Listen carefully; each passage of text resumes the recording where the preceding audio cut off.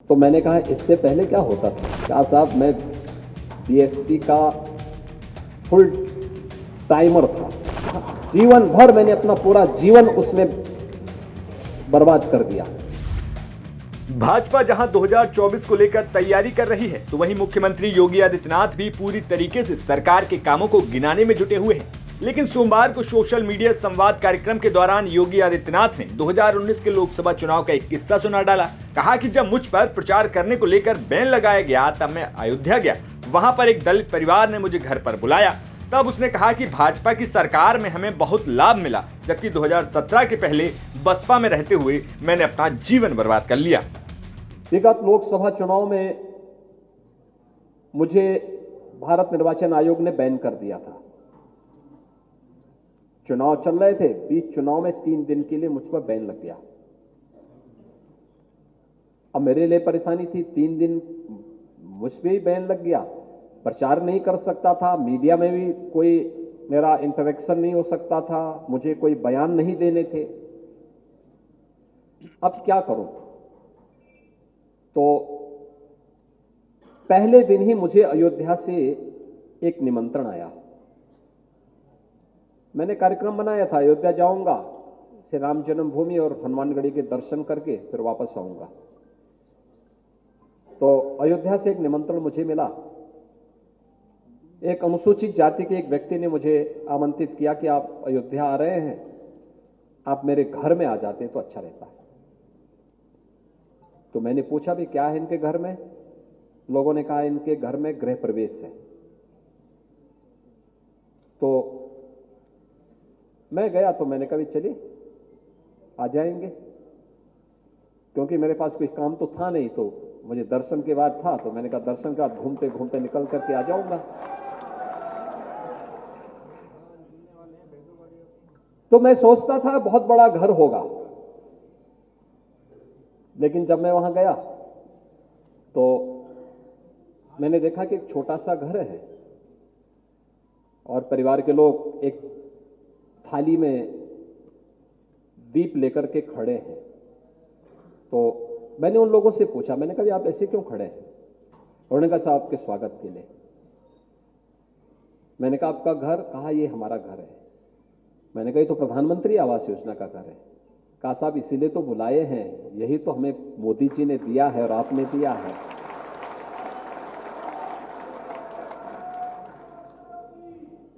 यानी वो व्यक्ति उसे कहता है कि ये घर आपने मुझे दिया है और इसलिए मैं इसके गृह प्रवेश में चाहता था कि कोई आ जाता, कितना अच्छा होता। और तो मुझे पता लगा कि आप पे बैन लगा हो, आपके पास कोई काम तो होगा नहीं, इसलिए हमारे घर ही आप आ जाएंगे। तो मैंने कहा भी आपने तो बहुत अच्छी बुद्धि लगाई है। तो मैं घर चला गया, बैठ गया घर में। घर में बैठा तो मैंने कहा अच्छा बताइए आपको कुछ और योजना का लाभ मिला? कहा साहब ये जो हमारे घर में भोजन बन रहा है ना, ये भी मोदी जी ने दिया। मैंने कहा और? कहा ये जो बिजली जल रही है ना, ये भी सौभाग्य योजना में हमें मिली है, फ्री में मिली है, ये भी मोदी जी ने दिया। मैंने उसके बाद कहा और कुछ? कहा साहब हाँ हमारा ये जो पासबुक है ना, ये भी मोदी जी ने दी, जनधन अकाउंट भी मोदी जी ने खोला। मैंने कहा और? कहा ये जो राशन कार्ड है ना हमारा, ये राशन कार्ड भी आपकी सरकार जब आई, बीजेपी की सरकार आई, तब हमारा बन पाया। तो मैंने कहा इससे पहले क्या होता था?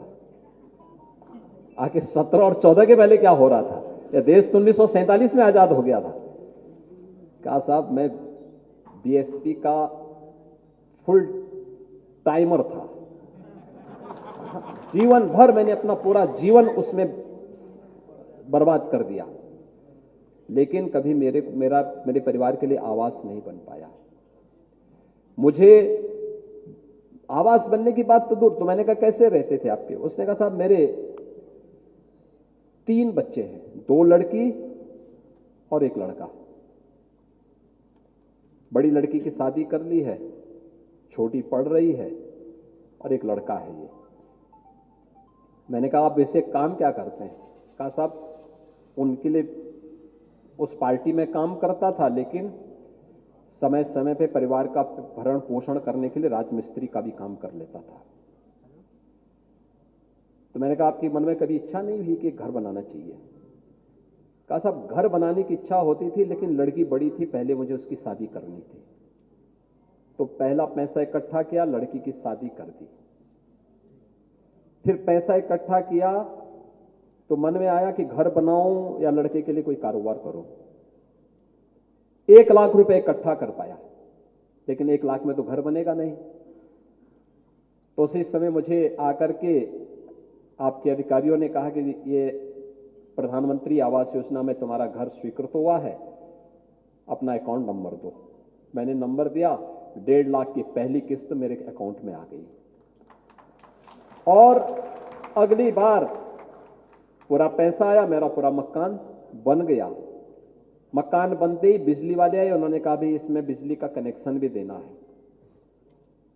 रसोई गैस का कनेक्शन भी मिल गया, राशन कार्ड भी मिल गया, 5 लाख का आयुष्मान का कार्ड भी मिल गया। और मैंने कहा, जो पैसा 1 लाख रुपया रखा है उसका क्या कर रहे हैं? मेरे मन में आया, मैंने कहा, जो 1 लाख रुपए रखें। कहा, साहब वही तो मैं बताने जा रहा हूं आप कि जो 1 लाख रुपया मेरा बचा है, मैंने उसको अब अपने लड़के के लिए एक ई-रिक्शा खरीद लिया है। और उस ई-रिक्शा से मेरा लड़का प्रतिदिन 1000 रुपये से 1500 रुपया अयोध्या में कमाता है। अब मुझे कोई चिंता नहीं है।